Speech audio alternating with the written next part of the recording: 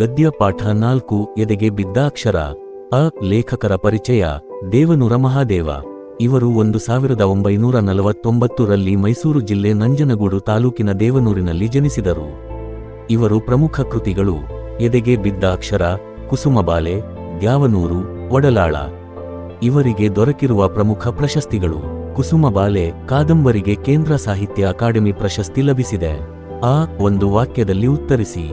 1. ಇಂದಲ್ಲ ನಾಳೆ ಫಲ ಕೊಡುವ ಅಂಶಗಳು ಯಾವುವು?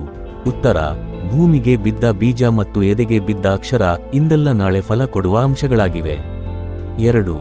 ದೇವನೂರರ ನನ್ನ ದೇವರು ಯಾರೆಂಬುದನ್ನು ಸ್ಪಷ್ಟೀಕರಿಸಿ. ಉತ್ತರ: ಚಾವಣಿ ಇಲ್ಲದ ಗುಡಿಯಲ್ಲಿ ಕಾರುಣ್ಯ ಸಮತೆಯ ಬುದ್ಧನನ್ನು ಇಟ್ಟರೆ ಅದು ದೇವನೂರು ಮಹಾದೇವ ಅವರ ದೇವರಾಗುತ್ತದೆ. 3. ಮನೆ ಮಂಚಮ್ಮ ಯಾರು? ಉತ್ತರ: ಮನೆ ಮಂಚಮ್ಮ ಗ್ರಾಮದೇವತೆ. 4. ಮನೆ ಮಂಚಮ್ಮನ ಕತೆ ಹೇಳಿದ ಕವಿ ಯಾರು? ಉತ್ತರ: ಮನೆ ಮಂಚಮ್ಮನ ಕತೆ ಹೇಳಿದ ಕವಿ ಸಿದ್ಧಲಿಂಗಯ್ಯ. 5. ಶಿವಾನುಭವ ಶಬ್ದಕೋಶ ಪುಸ್ತಕ ಬರೆದವರು ಯಾರು? ಉತ್ತರ: ಶಿವಾನುಭವ ಶಬ್ದಕೋಶ ಪುಸ್ತಕ ಬರೆದವರು ಹಳಕಟ್ಟಿಯವರು. 6. ವಚನಕಾರರಿಗೆ ಯಾವುದು ದೇವರಾಗಿತ್ತು? ಉತ್ತರ: ವಚನಕಾರರಿಗೆ ಅವರವರ ಪ್ರಜ್ಞೆಯೇ ದೇವರಾಗಿತ್ತು. 7. ಅಶೋಕ ಪೈ ಅವರ ವೃತ್ತಿ ಯಾವುದು? ಉತ್ತರ: ಅಶೋಕ ಪೈ ಅವರು ಮನೋವೈದ್ಯರು. ಈ 3-4 ವಾಕ್ಯಗಳಲ್ಲಿ ಉತ್ತರಿಸಿ. 1. ಅಶೋಕ ಪೈ ಅವರು ಹೇಳಿದ ಸಂಶೋಧನಾ ಸತ್ಯವೇನು? ಉತ್ತರ: ಟೆಲಿವಿಷನ್ ನೋಡುತ್ತಿದ್ದವರ ದುಃಖ ಅಥವಾ ಸಂತಸದ ಭಾವನೆಯು ಪಕ್ಕದ ಕೊಠಡಿಯಲ್ಲಿ ಇರುವವರ ಮನಸ್ಸಿಗೂ ಮುಟ್ಟಿ ಅವರ ಮನಸ್ಸಿನ ಮೇಲೂ ಪರಿಣಾಮ ಬೀರುತ್ತದೆ. ಯಾವುದೇ ಒಂದು ಜೀವಿಗೆ ಆಗುವ ದುಃಖ ದುಮ್ಮಾನ ಪರಿಸರದಲ್ಲಿ ಉಸಿರಾಡುತ್ತಾ ಎಲ್ಲಾ ಜೀವಿಗಳಲ್ಲೂ ಕಂಪನ ಉಂಟುಮಾಡುತ್ತಿರುತ್ತದೆ ಎಂಬುದು ಇದು ಅಶೋಕ ಪೈ ಅವರು ಹೇಳಿದ ಸಂಶೋಧನಾ ಸತ್ಯ. 2. ವಚನಕಾರರ ದೃಷ್ಟಿಯಲ್ಲಿ ಅರಿವು ಎಂದರೆ ಏನು? ವಿವರಿಸಿ. ಉತ್ತರ: ವಚನಕಾರರ ದೃಷ್ಟಿಯಲ್ಲಿ ಅರಿವು ಅಂದರೆ ತನ್ನಷ್ಟಕ್ಕೆ ತಾನು ಇರುವ ಕೇವಲ ತಿಳಿವಳಿಕೆ, ಜ್ಞಾನ ಮಾತ್ರ ಅಲ್ಲ.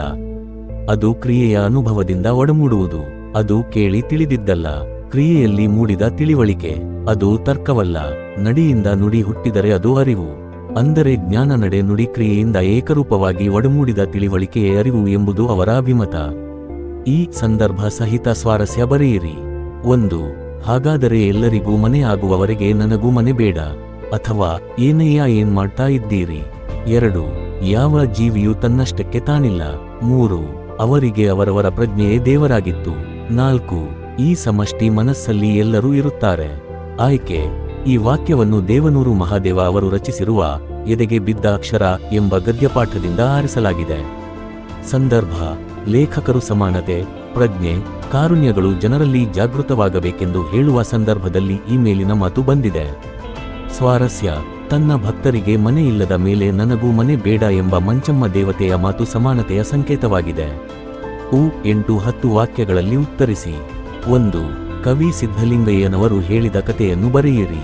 ಉತ್ತರ: ಕವಿ ಸಿದ್ಧಲಿಂಗಯ್ಯನವರು ಹೇಳಿದ ಕಥೆಯೆಂದರೆ ಒಮ್ಮೆ ಗ್ರಾಮದ ಜನರೆಲ್ಲ ಸೇರಿ ತಮ್ಮ ದೇವತೆಗೆ ಗುಡಿ ಕಟ್ಟಲು ಆರಂಭಿಸುತ್ತಾರೆ. ಗುಡಿಯ ಕಟ್ಟಡ ಚಾವಣಿಯವರೆಗೂ ಮೇಲೇಳುತ್ತದೆ.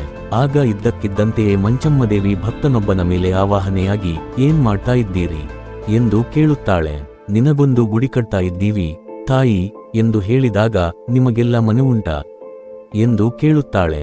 ಅದಕ್ಕೆ ಉತ್ತರವಾಗಿ ಅಲ್ಲೊಬ್ಬ ನನಗಿಲ್ಲ ತಾಯಿ ಎಂದು ಹೇಳುತ್ತಾನೆ. ಹಾಗಾದರೆ ಎಲ್ಲರಿಗೂ ಮನೆ ಆಗುವವರೆಗೂ ನನಗೂ ಬೇಡ ಎಂದು ಮಂಚಮ್ಮ ತಾಯಿ ಹೇಳುತ್ತಾಳೆ. ಅಂದಿನಿಂದ ಮಂಚಮ್ಮ ಮನೆ ಮಂಚಮ್ಮ ಎಂದೇ ಪ್ರಸಿದ್ಧಳಾದ ತಾಯಿ ಚಾವಣಿ ಇಲ್ಲದ ಗುಡಿಯಲ್ಲಿ ಪೂಜಿತಳಾಗಿ ಎಲ್ಲರನ್ನೂ ಅನುಗ್ರಹಿಸುತ್ತಿದ್ದಾಳೆ.